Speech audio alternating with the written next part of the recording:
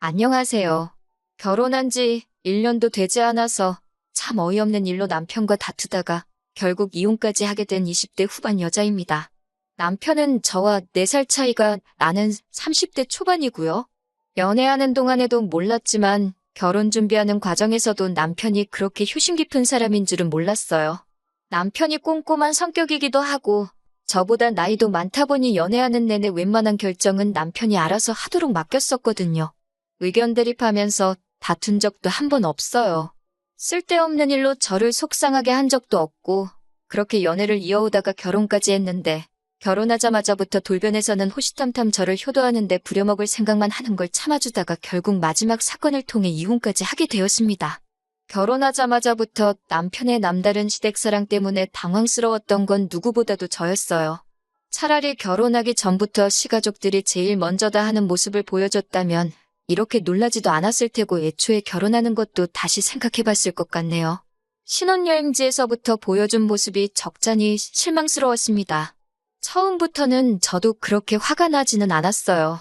처음에 호텔방에 짐 풀면서 저는 가장 먼저 방 안에서 보이는 이국적인 풍경이 너무 아름답다고 했거든요. 남편도 비슷한 반응이기는 했는데 우리 엄마도 같이 오셨으면 좋았겠다 하는 거예요. 그게 잘못된 말은 아니에요. 당연히 그렇게 생각할 수 있고 그 말을 들었을 때는 그렇게 서운하지도 않았습니다. 저도 남편 말에 그렇다고 동의를 해줬고 친정 부모님도 오셨으면 좋았겠다 싶기도 했거든요. 당연히 좋은데 왔으면 부모님 생각이 날 수도 있는 법이죠. 그런데 그 정도가 너무 지나치더라고요. 밥을 먹으러 나가도 구경을 하러 나가도 말끝마다 우리 엄마도 이런 거 좀 드셔보고 보러 다니셨으면 좋았네 어쩌네 하면서 정말 신혼여행 다니는 내내 엄마 찾으면서 같이 왔으면 좋겠다는 말을 내내 하고 다닌 거예요. 처음에는 그래 맞장구 쳐주다가도 다른 것도 아니고 신혼여행으로 온 여행지에서 그런 말만 계속하면서 초치고 있는 남편이 점점 짜증이 나기 시작했어요. 잠깐 쇼핑을 하러 가면 신혼집에 소품으로 쓸만한 기념품을 고르고 있는데도 남편은 이것 집었다가 저것 집었다가 하면서 우리 엄마 이런 거 사다 주면 좋아하실 텐데 이러고 있었다니까요. 신혼여행지에서 빈손으로 돌아갈 것도 아니고 양가 부모님 선물은 신혼여행 마지막 날에 아울렛에 가서 쇼핑하는 일정이 있었기에 그때 살 거라고 말을 해줘도 저랑 같이 물건을 볼 생각은 눈꼽만치도 없어 보였습니다. 그저 어머님 취향 찾는 데에만 혈안이 되어 있었어요. 솔직히 그런 모습 보니까 신혼여행지에서부터 이거 결혼 완전 잘못한 거 아닌가 싶었어요. 결혼을 한 게 아니라 어머님 품에서 아들 뺏어온 건가 싶었습니다. 그런데 정말로 신혼여행 후에는 남편한테 확실히 한마디 해야겠다는 생각이 들 정도로 큰일이 생겼어요. 예정대로 양가 부모님께 드릴 선물을 사러 아울렛에 왔습니다. 한국이랑 다르게 명품들이 그냥 일반 매대에 덩그러니 걸려있더라고요. 도난방지택이 달려있기는 했는데 그래도 명품인데 흠집나는 게 걱정되지도 않나 싶을 정도로 마구잡이로 진열을 해놨더라고요. 아무튼 예산 안에서 최대한 좋은 선물, 그러니까 너무 싸지도 않고 퀄리티도 괜찮은 물건 건지려고 여기저기 돌아다니면서 정말 열심히 쇼핑을 하고 있었습니다. 그런데 남편이 저보고 잠깐 와보라면서 이거 우리 엄마 사주면 어떠냐며 시어머니 드릴 물건이라고 보여주더라고요. 어이가 없는 게 아울렛인데도 불구하고 가격이 400만 원이 넘는 가방이었습니다. 자기가 이것저것 다 들춰본 결과 이것보다 비싼 것은 없었다고 하는 거예요. 남편한테 우리 예산이 지금 얼마인지나 알기나 하냐고 이거 어머님 사드리면 친정부모님은 물론 아버님 선물도 아무것도 못 산다고 말해줬어요. 그러니 남편이 하는 말이 우리 아버지 선물은 열쇠고리 같은 기념품이면 된다고 하면서 대수롭지 않게 넘겨버리는 거 아니겠어요? 친정부모님 거도 포함된 예산이라고 말하지 않았느냐고 하니 친정부모님 걸 왜 사냐는 듯한 반응을 보이더라고요. 결혼할 때 우리 집에서 돈을 더 많이 했으니 당연히 장인장모님은 포기를 하시는 게 맞다는 식으로 말을 하더라고요. 남편의 그 한마디 덕분에 첫 부부싸움을 신혼여행지에서 하게 되었어요. 사실 남편 계산법도 웃긴 게 당장 결혼할 땐 남편과 시부모님이 해온 게 1억입니다. 전세금 맞춘다고 저와 친정에서 3천을 했고요. 남편은 전세금만 계산을 하고 저런 소리를 하는 거였어요. 당연히 저희 쪽에서 혼수로 2,500을 했고 결혼 후에 타고 다닐 자동차 한 대 해주셨습니다. 그것만 합쳐도 이미 남편 쪽과 금액이 똑같아졌어요. 거기에 리모델링 한다고 2천만 원 정도를 더 지출했고 손 부끄럽다고 천정어머니께서 예단으로 이미 괜찮은 가방 하나 보내드렸어요. 하나하나 콕콕 집어서 남편한테 다시 설명해줬어요. 계산이 이런데도 아직 그딴 소리가 나오냐 싶었는데 남편은 어이가 없게도 자동차는 우리가 둘 다 타고 다닐 거니까 계산을 하면 안 된다는 말도 안 되는 헛소리를 하는 겁니다. 그럼 집에서는 우리 둘 다 같이 사는 거 아니냐고, 그러면 집도 계산하면 안 되는 거 아니냐고 했더니 문은이로 집이랑 차가 같냐고 하면서 성질을 팍 내더라고요. 결국 본전도 못 찾고 선물은 제가 양가 어르신들께서 오래오래 잘 쓰실 만한 걸로 하나씩 골라 같은 금액대에 선물을 해드렸습니다. 아무튼 신혼여행지에서 이런 일이 있다 보니 저도 걱정이 되더라고요. 돌아오는 비행기에서도 고민을 많이 했어요. 아니나 다를까 귀국을 해서도 난리를 치더라고요. 신혼여행에서 돌아온 게 토요일 저녁이었습니다. 선물 살 때는 자기가 고른 거 안 사고 싸구려를 샀다면서 그렇게 싫어하더니 다음날 아침이 되니까 빨리 시댁에 가자고 하는 거예요. 아직 몇 억도 안 풀린 상태고 저나 남편이나 곧바로 다음날 출근을 해야 했었거든요. 양가 부모님께는 이미 전날에 도착했다고 잘 다녀왔다고 말씀드리고 그 다음 주쯤에 인사드리러 찾아뵙겠다고 미리 연락을 드린 상황이었는데도 선물을 빨리 드리고 싶다면서 시댁만이라도 먼저 다녀오자고 우기는 거예요. 그때 남편하고는 확실하게 단판을 짓지 않으면 안 되겠다는 생각이 들었어요. 오직 시댁, 특히 시어머니만을 위한 저 억지를 있는 대로 받아줬다가는 분명히 엄청난 부메랑이 돼서 저한테 돌아올 것을 알고 있었기 때문입니다. 한시바삐 시댁에 가자는 남편을 불러서는 조곤조곤히 이야기를 했어요. 아직 우리 혼인신고도 올리지 않았다. 당신을 위해 시댁을 가주는 거 어렵지 않지만 여행지에서 보였던 모습과 지금 이 모습을 보니 지금 당장 혼인신고를 올리면 안 된다는 생각밖에 들지 않는다고. 그래도 기어이 시댁에 가야겠다면 말리지 않겠다고 대신 혼자 다녀오라고 했습니다.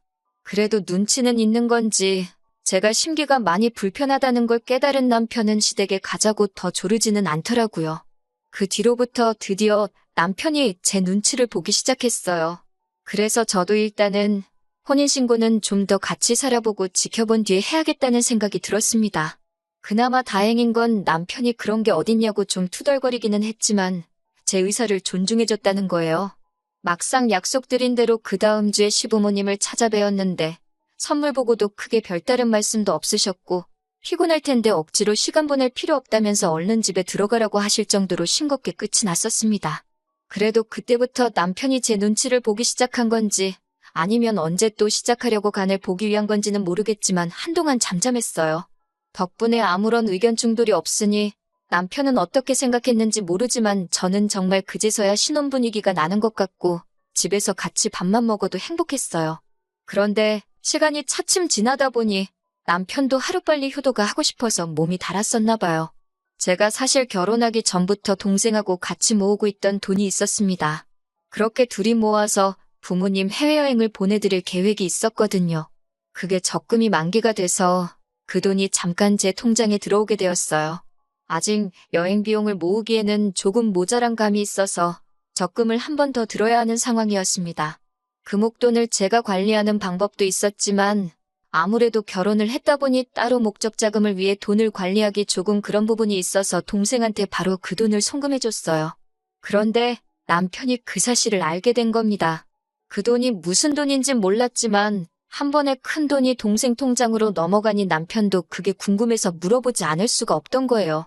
남편에게는 친정부모님 여행 때문에 결혼하기 전부터 모으던 돈이라는 설명을 해줬습니다. 그러자 남편은 우리 엄마는 해외는커녕 그 흔한 제주도도 한번 가보신 적 없다면서 자기도 시부모님 여행을 보내드리고 싶다는 거예요. 저야 결혼하기 전부터 몇 년 동안 모은 돈이니 그럼 지금부터라도 용돈에서 일부 빼가지고 모으라고 했습니다. 그랬더니 또 그게 불공평하다는 겁니다. 자기 용돈에서 얼마를 뺀다고 두 분 여행 보내드릴 돈이 모이겠냐고요? 그렇게는 억울해서 못하겠다면서 제가 저희 부모님 여행을 보내드릴 거면 자기도 자기 비상금을 열어서 부모님 제주도 관광이라도 시켜드려야겠다는 겁니다. 여행을 보내드린다는 말보다 결혼한 지 얼마나 됐다고 벌써부터 딴 통장 만들어서 비상금을 굴리고 있는지 어이가 없었어요. 비상금 통장이라니 뭔 소리냐 했더니 아뿔싸 싶은 표정을 짓더니 그런 게 있다고 하더라고요. 남자가 사회생활 하다 보면 돈 필요할 곳이 있지 않겠냐면서 결혼하기 전에 만들어둔 통장이라고요. 그래서 그 통장을 가져와 보라 했습니다. 통장 안에는 떡하니 1,000만 원이 들어있더군요. 결혼할 때 솔직히 남편이 모아둔 돈이 많았던 것도 아니고 그렇게 넉넉하게 가져온 편이 아닌데다가 솔직히 저희 쪽에서 결혼할 때 조금 더 한 느낌이었는데 애초에 1,000만 원을 꽁쳐두고 자기가 쓰고 싶은데 쓰려고 했다니 어이가 없었어요. 남편은 임기응변이라고 사실 비상금이 아니라 자기도 결혼하기 전부터 부모님 여행 보내드리려고 모아놓은 돈이라고 말을 바꾸더군요. 상황이 어땠든 저 또한 남편 입장에서 제가 남편 모르게 부모님 여행 보내드릴 목돈을 가지고 있던 걸 보여준 거나 마찬가지였으니 비상금으로 생각하고 있다는 건 확실하지만 길게 더 말하지 않기로 했어요. 차라리 그 돈을 허튼 데 쓰는 것보다 시부모님 여행이나 보내드리면 그 편이 더 낫다고 생각을 했습니다. 남편은 또 제 기분 풀어준답시고 해외여행 가봐야 피자 한 쪽만 드셔도 김치를 찾으시는 분들인데 뭐가 재미있겠냐고 그 돈으로 국내 여행을 보내드리겠다 하면서 기분으로 저도 같이 데려가준다고 하는 겁니다. 진짜 듣기에도 딱 싫었어요. 시부모님 껴서 같이 여행이라니. 남편도 사실 제가 그 여행에까지 따라갈 거라고 생각은 못했을 겁니다. 하지만 제가 그 여행에 안 따라갈 수가 없었지요. 남편이 해외여행이라 말한 걸 국내 여행으로 바꿨다는 건 그만큼 여행 경비를 아끼겠다는 말이나 마찬가지잖아요. 그렇게 되면 남편은 분명히 1,000만 원이라는 비상금이 많이 남게 될 텐데 그 상황에서 남편이 또 그 돈을 은닉해버린다면 그 돈을 가지고 남편이 어디다가 어떻게 쓸지 너무 눈에 선하고 그렇지 않더라도 어디 갔다가 퇴근이라도 말없이 늦게 하거나 하는 날에는 저 혼자 집에서 전전긍긍하면서 남편을 의심하고 있을 거라는 생각이 들었거든요. 그래서 결국 울며 겨자 먹기로 그 여행을 따라가게 되었습니다. 신혼여행 때문에 얼마 남지도 않은 연차를 써서 주말을 끼고 4박 5일 여행을 다녀오기로 했어요. 그리고 여행지에서 벌어진 일 때문에 저는 결국 남편과 이혼을 결심하게 되었습니다. 남편 말대로 시부모님께서 특히 시어머니께서는 결혼 후에 어디 한번 제대로 놀러가 보신 적이 없던 것 같아요. 비행기도 처음 타보신다고 하고 이렇게 나오는 게 처음이라고 하더라고요. 그래서 많이 신이 나 보이셨습니다. 저렇게 좋아하시니 과정이 어떻게 되었든 차라리 잘 되었다 생각하고 저도 따라온 김에 마음 비우고 재미있게 놀다 올 생각이었어요. 그런데 도착하자마자 남편이 저한테 이제 어디로 가냐고 물어보는 겁니다. 알고 보니 남편은 비행기랑 숙소만 예약해놓고 일정은 하나도 알아보지 않았더라고요. 왜 안 했냐니까 그런 건 당연히 제가 알아봐야 하는 거 아니냐고 하는 겁니다. 시부모님이 계시니 크게는 말 못하고 당신 부모님 효도관광을 왜 내가 알아봐야 하냐고 작은 목소리로 따졌어요. 그러니 남편이 그런 건 보통 여자가 알아봐야 한다면서 아무것도 안 알아보고 몸만 따라온 거냐면서 아주 식충이만도 못하다고 하더라고요. 어떻게 몸만 따라올 수 있냐고 하면서 말이죠. 그렇다고 남편이 뾰족한 수가 있어 보이지가 않아서 급한 대로 제가 인터넷에 검색해서 맛집부터 찾아 식사를 먼저 했네요. 그래도 어머님이 기뻐 보이시니 그냥 그런 대로 분위기 맞춰가며 참아보기로 했어요. 어머님도 오랜만에 나오셔서 좋은지 아버님이 아니라 남편을 이리저리 붙들고 다니시면서 여기 좀 봐라 저기 좀 봐라 하면서 너무 좋아하시더라고요. 그래도 또 며느리라고 제가 어머님 수발들며 여행지에서 따라다니고 해야 할 줄 알았는데 아들만 저렇게 찾으시니 그 점은 편했습니다. 그런데 점점 그게 너무 지나치다 싶을 정도였어요. 어딜 가다가 사라져서 찾아보면 둘이서 사진 찍느라 신나고 레저 같은 거 하러 갈 때도 둘이서 짝지어서 다니고 누가 보면 아들하고 둘이서 놀러 온 줄 알겠다 싶을 정도로 저나 아버님은 안중에도 없고 둘이서만 신이 난 거예요. 어머님이 처음 여행을 와서 좋아하시는 건 저도 기뻤지만 사실 아들이 부모님 생각에 여행을 보내드리려 돈을 모은 게 아니라 어디 허튼 데 쓰려고 숨겨둔 돈을 알아내 결국 제 덕분에 여행을 오신 거나 마찬가지인데도 어머님은 계속 아들이 최고다. 아들 덕분에 내가 이런 데도 다 와본다 하면서 아들 고마워. 아들 고마워만 연신 외치고 계셨어요. 기분 좋게 계시는 걸 망치고 싶지는 않아서 저도 참고 있었고 사실 저는 여행 다니면서 다음에는 어딜 다녀와야 하나 핸드폰으로 가이드 노릇하느라 그런 거 신경 쓸 겨를도 없었습니다. 첫날 숙소에 와서도 저는 아주 어디 구경해야 되나 알아보고 그러느라 아주 녹초가 되어 있는데 남편은 저한테 고맙다는 말도 없이 어머님하고 야식 먹으러 간다고 나가서는 들어오지도 않더라고요. 결국 첫날에는 잠도 혼자 자야 했습니다. 둘째 날도 똑같이 제가 짜놓은 계획대로 움직이게 되었고, 어쨌든 다들 즐거워하는 분위기라 대충 참기로 했는데 점심 식사 마치고 잠깐 숙소로 돌아오니 어머님께서 제게 꺼내신 말이 아주 가관이었네요. 저보고 오늘부터는 어머님하고 제가 서로 방을 바꿔서 자자는 겁니다. 오랜만에 아들하고 자고 싶다고요. 웬만해서는 저처럼 분위기 맞춰주고 힘들어하시던 아버님도 그 말에는 눈이 휘둥그레지셔서는 그게 무슨 말이냐 하더라고요. 어머님은 아무렇지도 않게 방에 침대도 2개인데 오랜만에 아들하고 오붓하게 시간 좀 보내려고 하는데 뭐가 문제냐라는 식으로 나오시더라고요. 그래서 제가 어머님한테 그래도 제가 아버님하고 같은 방에서 자는 건 조금 그렇지 않냐고 했더니 남편이 불편하기는 뭐가 불편하냐고 가족끼리인데 너 지금 무슨 생각을 하고 있냐 하는 겁니다. 그러면서 한다는 말이 저는 친정아버지랑 같은 방 쓰는 것도 불편하냐고 물어보는 거예요. 남편에게 그러면 당신은 나중에 우리 엄마랑 둘이서 같은 방을 쓸 수 있겠냐고 물어보니 자기는 가족끼리니까 아무런 문제가 없다는 겁니다. 자꾸 저보고 이상한 상상하지 말고 어머님이 시키는 대로 하자는 거예요. 저는 끝까지 미쳤냐고 그렇게는 못하겠다고 했습니다. 그러더니 남편이 씩씩대면서 저를 한쪽으로 불러내더니 진짜 여기까지 와서 그래야겠냐고 하면서 자기 엄마 기분 좀 맞춰주라고 하는 겁니다. 여행 계획도 다 짜주고 있지 않냐. 여기서 뭘 더 어떻게 맞춰줘야 하겠냐니 남편이 그러면 얼른 프런트에 내려가서 제 돈 주고 방을 하나 더 잡으라고 하네요. 저 때문에 다 망쳐버리고 싶지 않다면서요. 그때 머릿속에서 뚝 소리가 나면서 제 인내심의 한계가 끊어지는 듯한 느낌이 들었습니다. 그 자리에서 다 뒤집어 엎어버리고 싶었는데 꼭 참고 알겠다고 말하고 내려왔어요. 프런트로 와서 방을 하나 더 잡아주는 대신에 저는 그 길로 렌트카 끌고 공항으로 가서 비행기표 끊고 혼자 집으로 돌아왔습니다. 저보고 지금 어디냐고 아주 전화기에 불이 날 정도로 연락을 하더군요. 전화로 사과라도 하려나 싶어서 미친 듯이 걸려오는 전화를 받으니 다짜고짜 저한테 욕부터 하기 시작하더군요. 그러면서 하는 말이 자기가 어머님을 챙기고 있으니 제가 아버님 좀 챙겨주면 좀 좋냐고 하면서 끝까지 자기가 무슨 잘못을 한 건지도 모르고 큰 소리를 치고 있더라고요. 그래서 여기까지가 끝이라고 했습니다. 어차피 혼인신고도 안 한 거 그냥 결혼 무르자고 했어요. 이깟 전셋집 필요도 없으니까 내 돈 2천만 원 들어간 것만 돌려달라고 했습니다.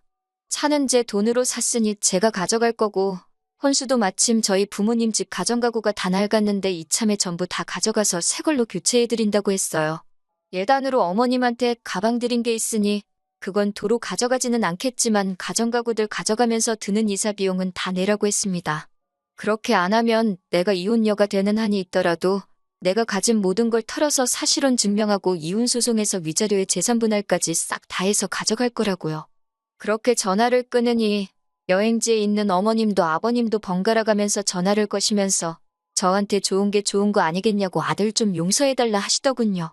어머님께는 남편이 어머님 생각하시면서 저런 게 한두 번이 아니라고 이미 눈 감아주기에는 너무 멀리 왔다 말씀드렸어요. 어머님과 저를 사이에 두고 남편한테 선택을 강요하는 악처가 되고 싶지도 않고 어머님으로부터 아들을 뺏어오고 싶지도 않으니 도로 돌려드리겠다고 했지요. 결국 지금은 다 정리가 돼서 제가 원하는 방식으로 남편과는 갈라서게 되었습니다.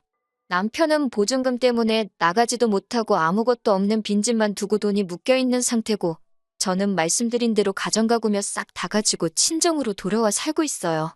차라리 결혼 전에 자기는 엄마 없으면 죽고 못 사는 그런 사람이라고 말해줬으면 결혼이라도 다시 생각해봤을 텐데 그걸 꽁꽁 숨긴 덕분에 이런 경험까지 다 해보네요.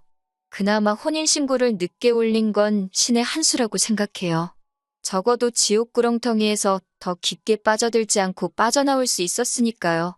아직 저는 젊으니까 한동안은 다시 여유를 즐기며 살아가야겠습니다. 내년쯤에는 저희 부모님 모시고 해외에도 다녀올 계획이에요.